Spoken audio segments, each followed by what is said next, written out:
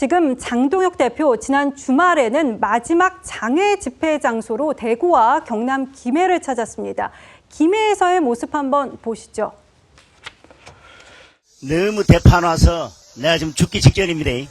그리고 또 김민수가 올라와가지고 기름을 확 부어놔가지고 타 죽을 지경입니다. 선물 하나 드리려고요. 더우니까 이제 단추 풀어도 되죠?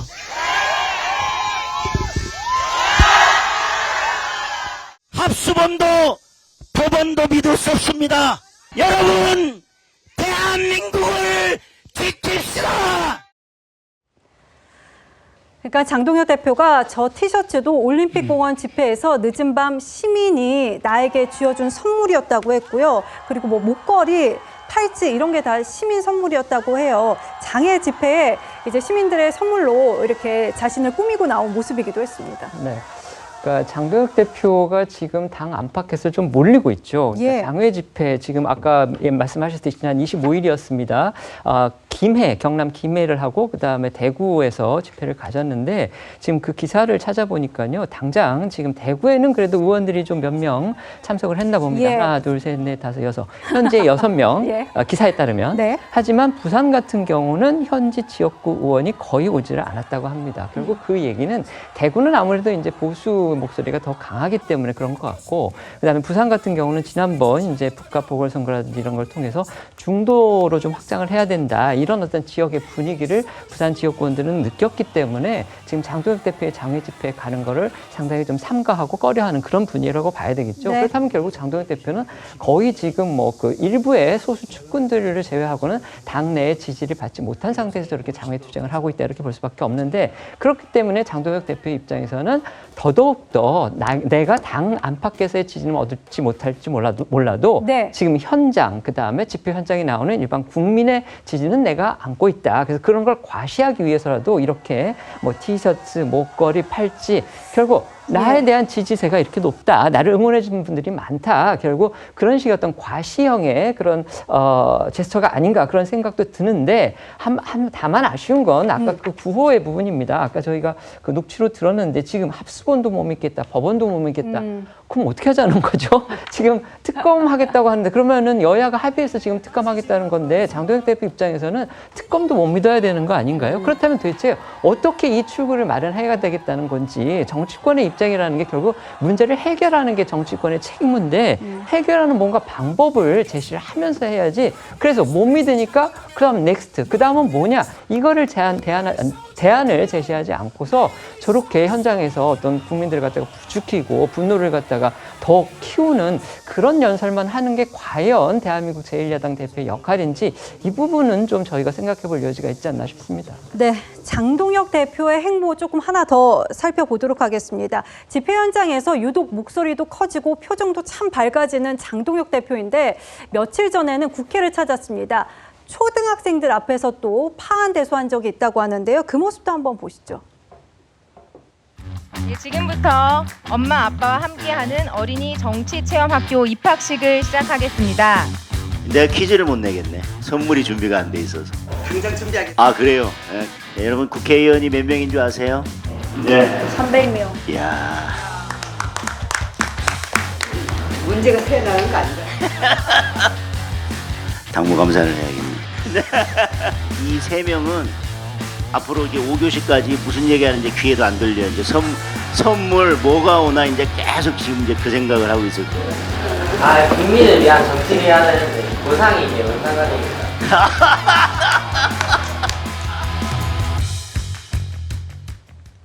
네, 아이들과 함께 웃고 좀 즐기는 그런 장소였는데, 장동혁 대표가 당무감사라는 얘기를 좀 꺼냈던 게 이게 굉장히 눈에 들어오더라고요. 그렇죠. 저런 발언은 평소에 생각하고 있는 게 무의식적으로 나온다고 그랬나 봐야 싶어요. 되잖아요. 그럼 이제 당무감사가 당대표의 생각에는 뭘로 다가오느냐.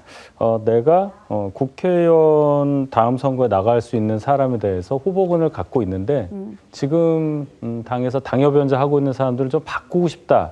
아마 그런 생각까지 연결된 게 아닌가 해요. 당무감사를 하게 되면 통상적으로 지금 현직에 있는 당협위원장들을 교체할 수도 있고, 또 좀 비어있는 자리에 누가 또 가게 되는 과정이 있잖아요. 그것까지 다 염두에 두고 지도부에서는 뭔가 계획을 갖고 하고 있다 뭐 이렇게도 보이는데 네. 저 말을 들으면 장동혁 대표 생각과 그동안 조금 다른 모습을 보여줬던 원외에 있는 당협위원장들은 예를 들어서 굉장히 불안하겠죠. 나도 뭐 퀴즈 내면 맞춰야 되나? 아니면 뭐 지폐를 같이 가져야 되나? 예. 나도 뭐 저런 거 입어야 되나? 이런 생각까지 들기 때문에 이게 제대로 된 민주정치를 구현해야 하는 야당 대표의 모습이냐, 거기에 대한 비판은 피할 수 없다고 생각합니다. 네. 저는 장동혁 대표에 대한 비판은 더 이상 하지 말자고 저는 합의를 했으면 좋겠어요. 그렇게까지요. 아무 의미가 없어요, 정말. 이게 저도 비판을 엄청나게 많이 한 사람인데 아마 크게 제가 웃으셔도 되는데 다들. 근데 제1야당 대표니까 얘기 안 할 수도 없죠. 네.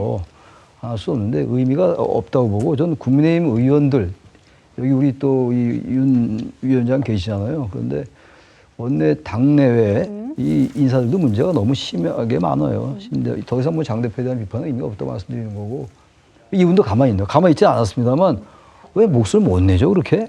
한번 여쭤보고 싶어요. 왜 목소리를 못 냅니까? 가끔 저기 뭐 기자회견도 하고 이러시던데 저는 기본적으로 대한감에 이쪽을 좀 생각보다 지지하는 사람이에요. 제가 지지한다는 표현이 좀이상할지 모르겠는데 아니, 의원들도 그렇고 원외에 계신 다 정치인들이거든요.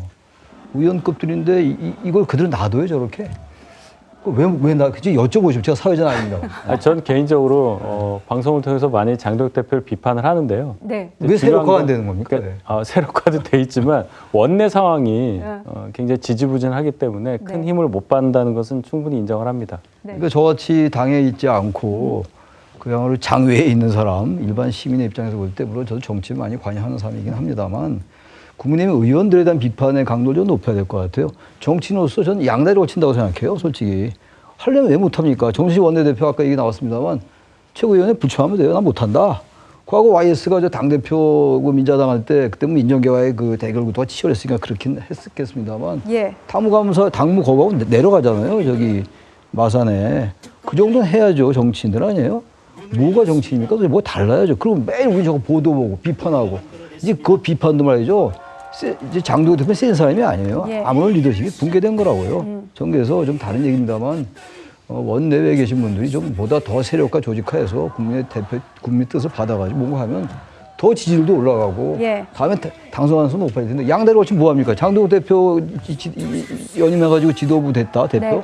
공천받아도 제가 볼 때는 수도권 다 떨어질 거야. 심각하게 말씀드리면. 네. 그럼 홍준 대변인님. 그런 공천받아도 뭐합니까? 교수님, 아마 세력화하면 안 될 겁니다. 이번에 국민의힘 윤리위에서 당대표에 대한 비판을 조직적, 반복적으로 할 경우 징계 대상이라고 했기 때문에 세력화해서 만약에 기자회견을 2번 한다? 그러면 조직적, 반복적이 되기 때문에 징계 대상이 됩니다. 그러니까 네. 아마 세력화를 할 수 없을 겁니다. 예, 알겠습니다. 그런데 지금 장동혁 대표가 그 장외로 계속 돌고 있는 상황인데 당내 상황도 좀 짚어보면은 윤리위에서 원래 7명의 위원이 됐었잖아요. 근데 다시 또 1명이 빠지면서 6명이 되는 등 이런 상황 속에서 이게 징계 정치가 되겠냐라는 지적도 나오더라고요.